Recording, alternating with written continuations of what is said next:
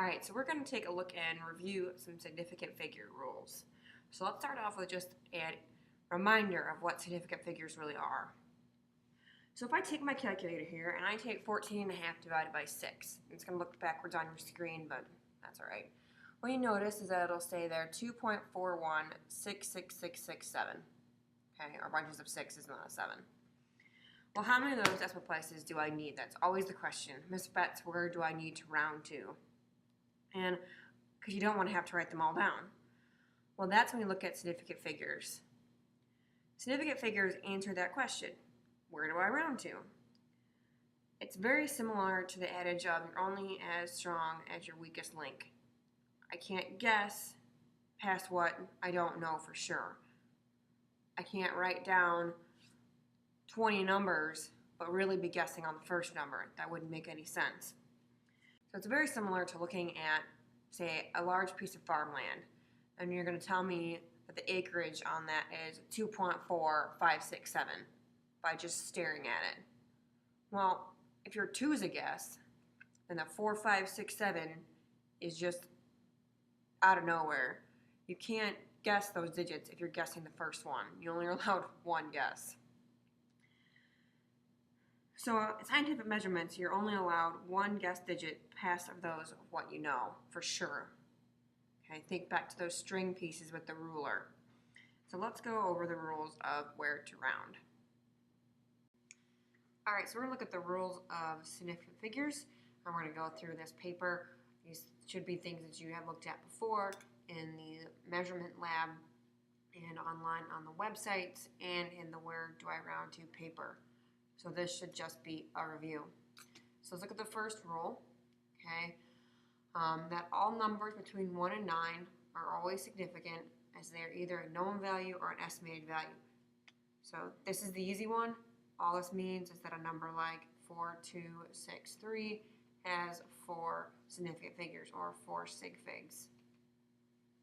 Okay, each one counts. I measured 462 for sure, and 3 was my guess, so 4,263. I could have also guessed 4,264. All of those are significant. Rule number 2 is that any zero between two non-zero digits are significant as it is a known value. These are called captive zeros. This is just where it just happens to be a zero in between. So for example, the number like 205, that has 3 significant figures. This is because this is a digit that I know for sure, that 0 there in the middle. It just happens to be 0. So if you compare 205 to say 245, you still have 3 significant figures there. This one just counts as well because it is a 0 compared to a 4. Okay, ones in between, captive zeros, those always count. You're not guessing there. The 5 is a number that I'm guessing. 205, 206. Same thing here, 245, 246, 244. So on to the next one. This is where it gets a little trickier sometimes. We start talking about leading zeros versus trailing zeros. Leading zeros are the zeros just holding a place to show how small the number is and not how precise the values are. If the zeros were taken out, the number would not be the same. Therefore, leading zeros are not significant, which seems a little bit weird. Like, they are significant to the number. I need them for the number, but they don't show anything about how precise the measurement is, just that it is usually a small number. So, for example, we look at 0.00324. This one has 3 significant figures. I need these zeros in front just to show how small the number is, that it is a decimal, it's a little number, but they are not part of the actual number, like significant-wise part of the number. I could write this as 3.24 times 10 to the negative third. 3 significant figures. These are just showing that this number is very small. It's kind of like if I were going to say 0.00732. Okay? Obviously, you don't need these. They don't count. They're not doing anything. They're holding a place. That's all these do. They hold a place. If you can rewrite the number in scientific notation and the zeros aren't there, they don't count. They're not significant.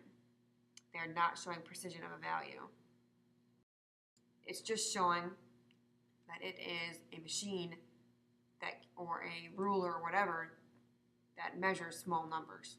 Not that it measures small numbers very, very precisely. So let's look at this last one here, trailing zeros. Okay, we have trailing zeros, numbers that are greater than 1. These zeros are holding a place to show how large the number is and not how precise the number is. If the zeros were taken out, the number would not be the same, and therefore they are not significant. Very similar to leading zeros for decimals. Okay, here we are looking at, say, 64800. We have 3 significant figures here. Okay, here they're just showing, these zeros are just showing how large the number is. Okay, nothing else, not showing precision. Okay, this is a number here, the 8 is a number I'm guessing on. I could have written it as 6.48 times 10 to the 4th, but I didn't. Okay, those zeros are no longer there. They are not significant. It's just saying you guessed on that 8 value, and these two are just showing that, again, this machine or this whatever it is it's measuring measures very large numbers. If you look at decimal numbers and trailing zeros, okay, these are showing how precise the measurement is, and otherwise, why would they be there? Okay. For example, we have 0.96300. This one has 5 significant figures. All of those count. If I put it in scientific notation, I'd have to put these zeros there. It's 9.63 times 10 to the negative first. It's kind of like, think of it in scientific notation. If my little arrows that I use to count to move goes past the goes past the 0 as it counts, then they aren't significant. Okay, here, my arrow is not going past these zeros to count for scientific notation. Therefore, it is a significant figure. So that one has 5. These zeros are showing precision. They don't have to be there. I put them there because I know that's where this number lands on. I could have put 0.96301. It just happens that I thought it ended at 0. We look at lab equipment. Lab equipment is where you generate the numbers that you use in these calculations. This is where you're going to guess on certain digits, like in a graduated cylinder or in a beaker or a thermometer or a ruler. You always need to read the lab equipment as precisely as you can. Okay? So make sure if you need to have a decimal point in there, you have a decimal point. Sometimes they're large numbers, sometimes they're small numbers, sometimes your guesses are zeros. You still have to put them in there. So if you take, for example, a beaker compared to a graduated cylinder, and you did this in your lab, okay? The beaker has very general numbers. So my beaker might say, here's 100, here's 200, here's 300, okay? If I pour some water in and I guess and say my water is here somewhere, beakers are not very good, okay? I know maybe it's 150, okay? So your guess is this place right here, the tens place. I only know the hundreds for sure. I'm guessing the tens, okay? You're looking at a graduated cylinder instead, okay? And say here's 1, and then I've got 1, 2, 3, 4, 5, 6, 7, 8, 9, 10, and there's 2. So all of those places. So I might guess, okay, I know it's 1.2 if my water level is, say, right here. But I'm not sure. I'm going to say 1.20. I think it's right on it. So here I can read the tenths place. I need to guess that hundredths place. You always read one past. Okay? So you got to be careful with lab equipment. The math part. Okay, so if we're looking at math and significant figures. When you multiply and divide,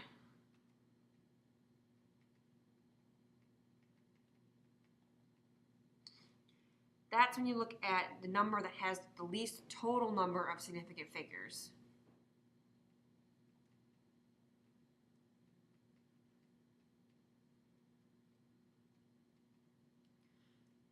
you just count them. Okay, so if I'm going to multiply 3.2 by 420.105, okay, this number only has two significant figures. So the answer, whatever it is, should only have two significant figures. Gotta go with the least total number. When you add or subtract, here I'm looking at the least number of decimal places.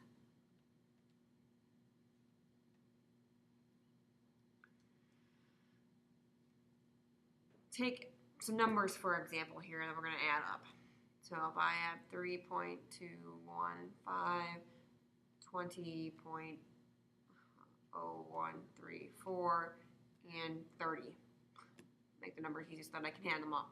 So if I add down 4, 8, 2, 2.35. So I've got 53.2284 is my answer for all that. And there's a reason I wrote it like this. Because your answer needs to have this as its last significant figure. Because this poor measurement here on the bottom, I'm guessing here, okay? I'm not sure what it is. And actually, if I want to be right, I should just be a little decimal there. So I know that it's 30, okay, or it's 30 something, and I thought that it looked like it was right on 30. So I guess 30, all right?